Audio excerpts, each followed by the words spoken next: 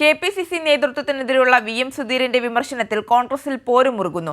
വിഷയത്തിൽ സുധീരനെ പിന്തുണയ്ക്കാതെ വിമർശനവുമായി കെ. മുരളീധരൻ രംഗത്തെത്തി. പാർട്ടി ജാഥ ആര് നയിക്കുമെന്ന കാര്യത്തിലും നേതാക്കൾ തമ്മിൽ തർക്കം രൂക്ഷമാണ്. മുൻ കെ.പി.സി.സി അധ്യക്ഷൻ കൂടിയായ വി.എം. സുധീരൻ ഉന്നയിച്ച ആരോപണങ്ങൾക്ക് വ്യക്തമായ മറുപടി നൽകാൻ ഇതുവരെ നേതൃത്വത്തിന് ആയിട്ടില്ല. ആരോപണ വിധേയർ തന്നെ ഉത്തരമില്ലാതെ ഒഴിഞ്ഞുമാറുകയാണ്. ഞാൻ പാർട്ടി പ്രവർത്തകരെ വേദനിപ്പിക്കുന്ന ഒരു പരാമർശവും ഒരു പ്രവൃത്തിയും ഞാൻ ചെയ്യില്ല.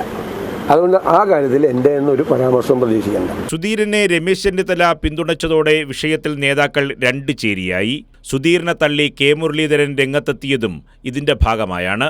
അല്ല, അദ്ദേഹം ഈ 2 വർഷത്തെ ഈ ഗ്യാപ്പുണ്ടല്ലോ, ആ സമയത്ത് ഇത് കുറേ കൂടെ അദ്ദേഹത്തിന് ഈ പാർട്ടി വേദികൾ ഉപയോഗിക്കാൻ കഴിഞ്ഞിരുന്നെങ്കിൽ കുറേയൊക്കെ അതിന് പരിഹാരം ഉണ്ടാക്കാൻ കഴിയുമായിരുന്നു. ഏതായാലും അദ്ദേഹം വന്നത് നല്ല കാര്യമാണ്. തുടർന്നും അദ്ദേഹത്തിൻ്റെ സാന്നിധ്യം പാർട്ടിയിലുണ്ടാവും.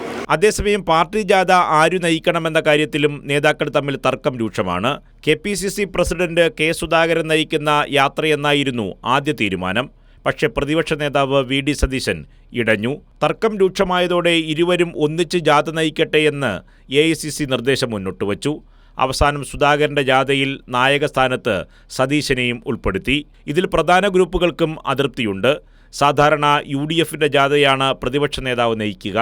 ആ രീതി തള്ളിയാണ് പാർട്ടി ജാഥ നയിക്കാൻ കെ.പി.സി.സി അധ്യക്ഷനൊപ്പം സതീശനെയും ഉൾപ്പെടുത്തിയത്. ഇത് പാർട്ടിക്കുള്ളിൽ കടുത്ത ചേരിപ്പോരിൻ്റെ പ്രതിഫലനമാണെന്നും മുതിർന്ന നേതാക്കൾ പറയുന്നു. കൈരളി ന്യൂസ്, തിരുവനന്തപുരം.